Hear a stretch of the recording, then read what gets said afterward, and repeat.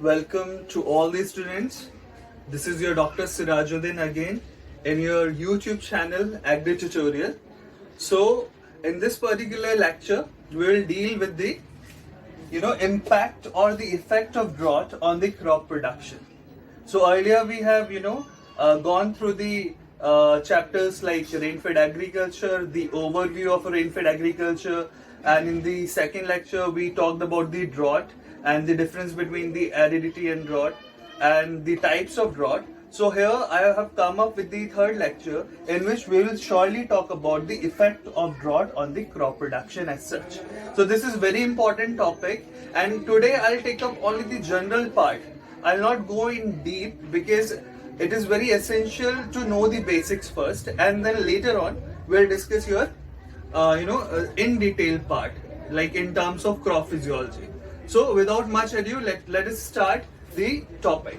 So effect of drought on the crop production. So I have divided this, I have divided this particular topic into the further categories. So we will be talking about the impact of drought on the water relations, then photosynthesis, then what will be the impact on respiration, then anatomical changes, then moving on hormonal relations. We'll talk about the nutrition, we'll talk about the maturity, reproduction and grain growth, and then yield. Okay, so let us start the first one, that is the water relation. So when we talk of the water relation, then generally two things should come to your mind. The first one is your absorption and the another one is your transpiration. So what happens if there is a water stress, like if there is a drought condition? So what happens, this transpiration, because of the dryness in the atmosphere, so because of the low humidity, what happens, this transpiration rate increases, whereas the absorption rate is comparatively lower than the transpiration. So what will happen, because of this, it will result in the loss of turgor in the plant. Okay, so अगर हम हिंदी में समझे इस चीज को, suppose आपका ये एक प्लांट है, ठीक है, और आपका प्लांट आपका ट्रांसपिरेशन तो ज्यादा कर रहा है, the transpiration is more, but जो एब्जॉर्प्शन हो रहा है पानी का वो कंपैरेटिवली कम हो रहा है. तो उस केस में क्या होगा कि जितना पानी लॉस हो रहा है उतना रीगेन नहीं हो पा रहा है. तो उस कंडीशन में क्या होगा, जो आपके प्लांट सेल्स होंगे उसमें वाटर डेफिसिट आ जाएगा, और वाटर डेफिसिट आने की वजह से there will be loss of turgor. तो जब लॉस ऑफ टर्गर होगा तो यू नो दैट जब लॉस ऑफ टर्जिडिटी होता है तो आपके सेल्स श्रिंक करना शुरू हो जाता है. ठीक है, so in the water relation you need to know that because of the dryness in the atmosphere your absorption is comparatively lower as compared to the transpiration, and thus there is a loss of turgor which results into wilting of the plants. I hope it is clear now. Okay, now let us talk about the second one, the photosynthesis. So as you know that photosynthesis is the most important process of the whole this macrocosm. Why? Because you know that this is the base for the life. Your producers, they produce the food because of the photosynthesis only. So how does this drought impact the photosynthesis? So surely it is very much clear in your mind that this drought negatively impacts the photosynthesis. It means the photosynthesis is reduced in case of drought condition. But why? The question comes, why? So the answer lies in the concept, like मैंने आपको पहले बताया कि there is a loss of turgor. So आपका जो leaf size होगा, that will become shrink. वो shrink होएगा. And you know that your photosynthesis rate is directly proportional to the leaf area. Why? Because this leaf area acts as a assimilating area as well. तो जितना ज्यादा आपका फैला हुआ होगा पत्ता, जितना ज्यादा आपका लीफ एरिया मिलेगा, आपको फोटोसिंथेसिस कैपेसिटी उसकी बढ़ जाएगी. क्यों? Okay, so first of all there is a reduction in the photosynthesis. Why? Because there is a reduction in the leaf growth. तो जो लीफ एरिया है आपका वो क्या हो जाएगा, कम हो जाएगा। तो लीफ एरिया कम होएगा which is directly proportional to the photosynthesis efficiency. Then moreover what happens, जब आपका ड्रॉट आता है ओके तो आपका क्लोरोफिल कंटेंट भी डैमेज होना शुरू कर देता है। तो क्लोरोफिल कंटेंट क्यों डैमेज हो रहा है, बिकॉज मैं बहुत ज्यादा डिटेल में नहीं जाऊंगा, बट आप जान लीजिए कि whenever there is any stress, abiotic stress like your drought, it is an abiotic stress, so there is a formation of ROS, reactive oxygen species। तो ये जो रिएक्टिव ऑक्सीजन स्पीशीज होती हैं, ठीक है, ये बहुत ज्यादा हार्मफुल और टॉक्सिक होती है आपके प्लांट सेल्स के लिए, और ये डिग्रेड कर सकती है प्लांट सेल मेम्ब्रेन को, आपके क्लोरोफिल कंटेंट को। तो it means drought ultimately also causes your oxidative stress. तो इसको ही जब आपके रिएक्टिव ऑक्सीजन सीरीज स्पीशीज बनते हैं और ये आपके प्लांट सेल्स को हैम्पर करते हैं या नेगेटिवली इंपैक्ट करते हैं, that is also known as oxidative stress. So you see the photosynthesis, just because of the reduction in the leaf area, it has reduced. Then moreover, because of the formation of the reactive oxygen species, it has got impact, negative impact on the chlorophyll content and number of enzymes which are involved in the photosynthesis, like your rubisco, they are also get hampered by the drought. Okay, so this is because of this photosynthesis rate is reduced in case of drought. Now let us talk about respiration.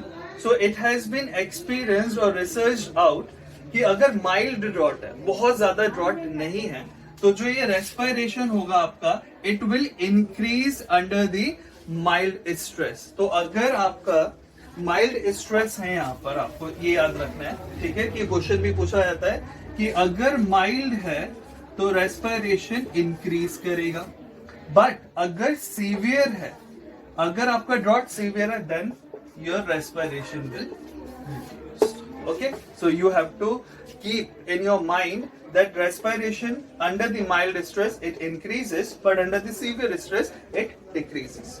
Now let us talk about the anatomical changes.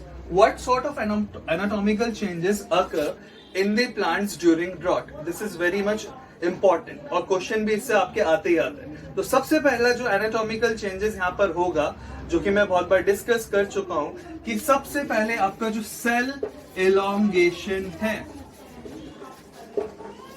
वो आपका impact होगा। It means under the drought condition your first scenario और the first aspect of the plant cell will be the cell elongation which will get hampered। तो आपको पता है because of the loss of turgor, जब turgidity loss हो जाती है तो सेल का elongation क्या हो जाएगा, कम हो जाएगा, तो जो सेल है वो एक्सपेंड नहीं करेगा, ठीक है। Then it is followed by cell division.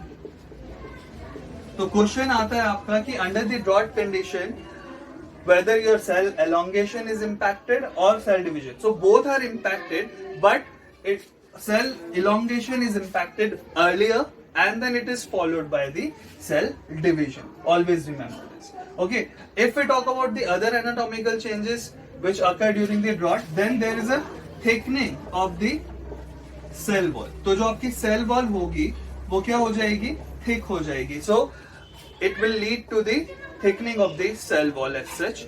Then third one will be like lipid पर ऑक्सीडेशन वहां पर होना शुरू हो जाएगा। सो आपके जो प्लांट्स हैं उनमें लिपिड पर ऑक्सीडेशन होना शुरू करेगा। लिपिड पर ऑक्सीडेशन होगा तो आपकी प्लाज्मा मेम्ब्रेन की स्टेबिलिटी चली जाएगी, बिकॉज यू नो दैट कि जो प्लाज्मा मेम्ब्रेन है उसमें आपका जो स्ट्रक्चर अगर आप रीड आउट करते हो, फ्लूइड मोजाइक स्ट्रक्चर आपने पढ़ा भी होगा, ठीक है, तो उसमें लिपिड्स होते हैं। तो अगर लिपिड्स पर ऑक्सीडाइज कर जा रहे हैं because of the abiotic stress, so the stability of the plasma membrane will get affected. More over एक चीज आपको जो समझनी है यहाँ पर, एक और मैं आपको एनाटॉमिकल चेंज की बात बताता हूं, and that is your number of stomata. So always remember कि जो नंबर ऑफ स्टोमेटा है this will decrease per unit area. So it will per unit area. तो हमेशा आपको याद रखना है कि number of stomata as a whole उन पे कोई भी इंपैक्ट नहीं होगा। Always remember this, but per unit area आपकी जो नंबर ऑफ स्टोमेटा है वो कम हो जाएंगे। Now you may ask me how does this happen actually. So always remember suppose आपकी एक लीफ है जो कि उसमें सपोज यहाँ पर आपके ये स्टोमेटास हैं, सपोज तो कितने 1 2 3 4 5, तो there are 5 stomata as such on a leaf suppose, ठीक है। तो अब होता क्या है कि ये अभी बहुत ही वेल वाटर्ड कंडीशन में है, तो ये एक्सपेंडेड फॉर्म में, but because of the drought अब ये क्या हो गया है कि ये जो पत्ती है दैट हैज बिकम श्रिंक। तो अब क्या होगा, तो ये जो स्टोमेटा होंगे थोड़े पास पास आ जाएंगे। Why? Because there is a contraction in the leaf, there is a contraction in the leaf. तो जितने भी आपके स्टोमेटा थे 5 ही थे, ये क्या आ जाएंगे आपके पास पास आ जाएंगे बिकॉज ऑफ द कॉन्ट्रैक्शन। तो अगर मैं पर यूनिट एरिया, अगर मैं सिर्फ इतना ही एरिया लेता यहाँ पर, तो यहाँ पर यूनिट एरिया एक ही स्टोमेटा आ रहा है, ठीक है। बट इसी वाली को अगर मैं यहाँ पर रख दूं, ठीक है, सो नाउ यू सी उतने ही एरिया में क्या हो जाएगा 1 2 3 4, तो 4 स्टोमेटा आपके पाए जा रहे हैं। बट एज ए होल अगर आप देखें तो there are only 5 stomata. So I hope it is clear in your mind कि number of stomata per unit area ही क्या होंगे, कम हो जाएंगे। Okay, now let us talk about the hormonal relations. So in the hormonal relations simple सा है आपका, जितने भी ग्रोथ प्रोमोटिंग हार्मोन्स हैं जैसे कि ऑक्सिन, ठीक है, जैसे कि साइटोकाइनिन, देन जैसे कि जिब्रेलिक एसिड, इन सब का अमाउंट बढ़ता है इन केस ऑफ, सॉरी घट जाता है, सॉरी। तो इन ग्रोथ प्रोमोटिंग जो आपके फाइटो हार्मोन्स है उनका जो है आपका अमाउंट जो होगा वो क्या होगा, रिड्यूस होगा, ऑलवेज रिमेंबर, ठीक है। तो अर्लियर देन अगर बात करें इथाइलिन की या फिर एबीए की, एब्सिसिक एसिड की, जो कि आपके ग्रोथ रेगुलेटिंग और ग्रोथ इनहिबिटर्स भी माने जाते हैं, इनका अमाउंट आपका इंक्रीज करेगा, ऑलवेज रिमेंबर। तो हार्मोन रिलेशनशिप है, तो इसका भी एक रीजन है जो कि मैं अभी नहीं बताऊंगा, in the upcoming classes I will deal with it, क्योंकि एबीए जो है वो आपका एज ए सिग्नलिंग हार्मोन भी काम करता है। तो ये आपकी कुछ सिग्नल ट्रांसडक्शन में भी हेल्प करता है, जो कि मैं आपको लेटर ऑन बताऊंगा कैसे एबीए आपका स्टोमेटा क्लोजिंग में हेल्प करता है, ठीक है। तो that we will deal in the further classes. Okay, एक और चीज मुझको आपको बतानी थी एनाटॉमिकल चेंजेस में, जो मैं भूल चुका हूं, कि आपका जो स्टोमेटास हैं वो बंद हो जाते हैं। तो क्यों बंद हो जाते हैं? Because there is a lack of water. तो जितना भी पानी आप उसको बचाने की कोशिश करेंगे। तो अगर स्टोमेटा क्लोज हो जाएंगे तो गैसेस एक्सचेंज भी कम होगा, CO2 भी आपका क्या होगी, एक्सचेंज नहीं हो पाएगी, तो अल्टीमेटली फोटोसिंथेसिस भी हैम्पर होगा। तो फोटोसिंथेसिस का स्टोमेटल क्लोजिंग से भी क्या है, डायरेक्ट कॉन्टैक्ट है आपका। Okay, now let us talk about the nutrition. तो आप हमेशा याद रखिए, न्यूट्रिशन की जब हम बात करते हैं, जो आपका अपटेक है या ट्रांसलोकेशन है न्यूट्रिएंट्स का, बेसिकली अपटेक और जो ट्रांसलोकेशन है वो हैम्पर होता है बिकॉज ऑफ द ड्रॉट। तो अगर सपोज करिए if there is a lack of water in the soil, तो ऑलवेज रिमेंबर कि जब न्यूट्रिएंट्स को ट्रेवल करना होता है तो वाटर की अवेलेबिलिटी होना बहुत जरूरी है। तो mobility of the nutrients gets hampered, ठीक है, because of the lack of water. तो जो जितना भी वाटर मॉस फ्लो के थ्रू या डिफ्यूजन के थ्रू जो न्यूट्रिएंट्स को रीच करना था प्लांट्स तक, मे बी उतने सफिशिएंट अमाउंट में ना पहुंच पाए। तो it means it will impact the uptake and then it will also impact the translocation। तो uptake में तो आपका क्या हो रहा है, हैम्पर कर ही रहा है, लेकिन जब उसको ट्रांसलोकेशन करना है तो भी क्या होगा, वो ट्रांसलोकेट अच्छे से नहीं हो पाएगा। And again I would like to come to the photosynthesis, जो एक मैं पॉइंट पहले नहीं समझाया था। व्हाई? बिकॉज मेरे को इसे रिलेट करना था। तो सपोज करिए, ये बहुत जरूरी है समझना कि आपका एसिमिलेशन सैचुरेशन आ जाता है किसमें, आपके सोर्सेज में। सोर्सेज क्या हुई यहाँ पर, आपकी लीव्स। तो सपोज करिए जब ट्रांसलोकेट, अब यहाँ पर आपका लीव्स है, लीव्स में आपकी फोटोसिंथेसाइज कर रही हैं और फोटोसिंथेट्स बना रही हैं। अब ये फोटोसिंथेट्स क्या करेंगे, नॉर्मल कंडीशन में ये ट्रांसलोकेट होते हैं different parts of the plant, ठीक है। लेकिन तो सोर्स टू सिंक जाते हैं, कहां जाते हैं, सोर्स टू सिंक। लेकिन in case of drought condition और वाटर स्ट्रेस कंडीशन, ट्रांसलोकेशन क्या हो जाता है, नेगेटिवली हैम्पर होगा, तो जितने भी फोटोसिंथेट्स हैं जो बन रहे हैं वो यहीं पर रह जाते हैं। किस में रह जाते हैं? सोर्स में ही रह जाते हैं।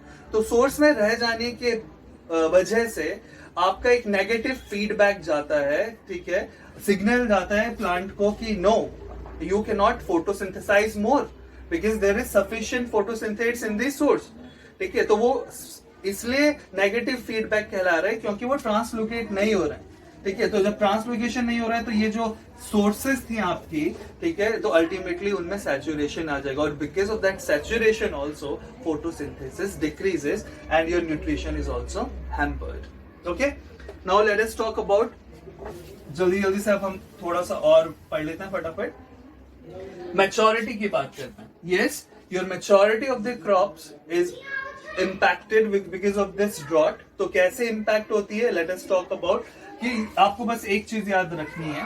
Suppose this is anthesis time, it means यहाँ पर फ्लावरिंग का टाइम है। तो ये क्रॉप स्टेज मैंने ले लिया, क्रॉप स्टेज का कौन सा क्रॉप स्टेज चल रही है, फ्लावरिंग और एंथीसिस। अगर एंथीसिस से पहले ड्रॉट आता है, इट मीन्स अभी तक हमारी जो प्लांट है वो रिप्रोडक्टिव स्टेज में नहीं पहुंचा है, rather it is in the vegetative stage. तो जब भी ड्रॉट आपका कहां पर आता है, बिफोर द एंथीसिस और फ्लावरिंग, तो आपकी मैच्योरिटी डिले करेगी। ऑलवेज रिमेंबर दिस, ये क्वेश्चन पूछा जाता है। तो जब कभी भी ड्रॉट आपका एंथीसिस से पहले आता है तो जो मैच्योरिटी है प्लांट की, that will be delayed. And अगर यही ड्रॉट कब आता है आपकी क्रॉप के, ठीक है, आफ्टर फ्लावरिंग, तो इट मीन्स वो रिप्रोडक्टिव स्टेज में पहुंच चुका है, तो यहां पर मैच्योरिटी फिर फास्ट हो जाएगी, ठीक है।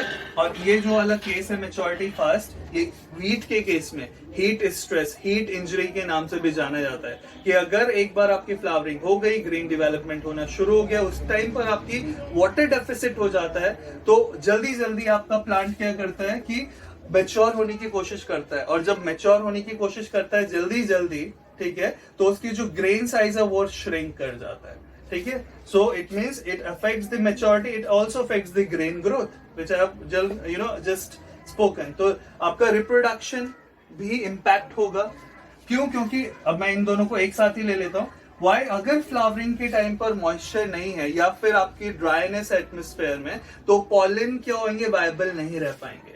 तो पॉलन क्या कर जाएंगे, स्टेराइल हो जाएंगे। Why? Because loss of the viability and it is because of the lack of moisture. तो जब आपके पॉलेंस क्या हो जा रहे हैं, तो हमेशा याद रखिए अगर फ्लावरिंग के टाइम पर क्या आता है, आपका ड्रॉट आता है, तो जो नंबर ऑफ फ्रूट्स हैं आपके वो डिक्रीज कर जाएंगे because of the pollens sterility. Okay, always remember. लेकिन अगर सपोज करिए फ्लावरिंग के बाद आता है, जब ग्रेन डेवलपमेंट है, तो ग्रेन का साइज छोटा हो जाएगा because of the less water in the soil. Always remember this. Okay, then yield. So जितने भी प्रोसेस हैं, जितने भी मेटाबॉलिक प्रोसेस है, they all impact the ultimately the yield. तो आपकी जो यील्ड है वो अल्टीमेटली क्या होगी, रिड्यूस हो जाएगी। बट अगेन अब हमको यहाँ पर क्या देखना है कि इन केस ऑफ यील्ड ऑल्सो, कि आखिर हम एक प्लांट के किस पार्ट को यील्ड मान रहे हैं। तो सपोज करिए अगर इकोनॉमिक पार्ट आपका प्लांट का कोई फाइबर है या फिर कोई केमिकल है, तो अगर हम फाइबर क्रॉप की बात करें तो आपके मॉइस्चर स्ट्रेस का इतना इम्पैक्ट उन पर नहीं होगा। Why? Because it does not deal with the fruits, it deals with the fiber. तो फाइबर का ज्यादा कुछ उस पर इम्पैक्ट नहीं होगा। तो always remember, if the economic part और the harvestable part of the plant is the like some sort of part of the crop, तो जैसे कि फाइबर ही है, सिर्फ हमको फाइबर से ही मतलब है, केमिकल से ही मतलब है, तो वो इतना ज्यादा इम्पैक्ट नहीं होंगे। बट अगर कोई इकोनॉमिक पार्ट कोई एरियल पार्ट है या फिर कोई अंडरग्राउंड पार्ट है, जैसे कि रूट, तो देन जैसे आपकी पूरी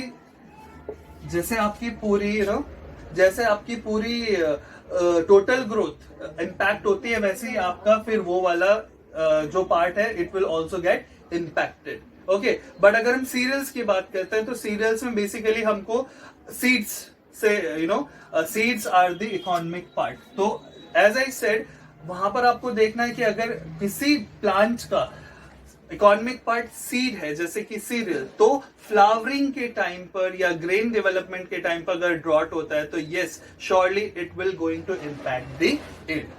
सो today we have gone through the general topics. How does this drought impact the crop production? And so अगर मैं summarize करूं तो जल्दी जल्दी से हम summarize कर लेते हैं. तो it impacts the water relation, your absorption and transpiration rate, the photosynthesis because of the leaf area reduction, because of the stomatal closure, because of the assimilation saturation, and because of the chlorophyll content degradation, lipid peroxidation, and so on, which I have talked earlier. Then respiration आपका mild होगा तो increase करेगा, अगर severe है drought तो आपका decrease कर जाएगा. देन एनाटॉमिकल चेंजेस की बात करें तो जैसे कि हमने बोला था कि आपका cell elongation is hampered earlier, and then it is followed by the cell division. There is thickening of the cell wall आपकी thick हो जाएगी. Moreover, mechanical आपके tissues की जो development है वो ज्यादा होता है इस केस में. Then number of stomata per unit area कम हो जाएंगे, ठीक है.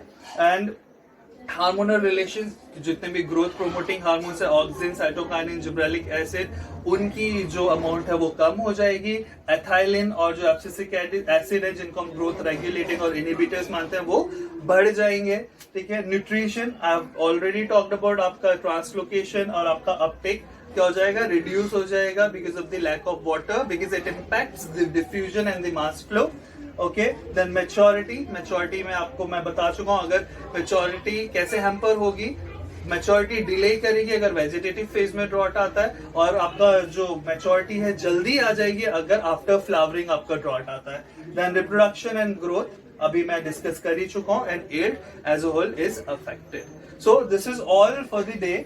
Effect of drought on the crop production. If you have any sort of queries related to this particular topic, you can give your queries, you can ask your queries in the comment section.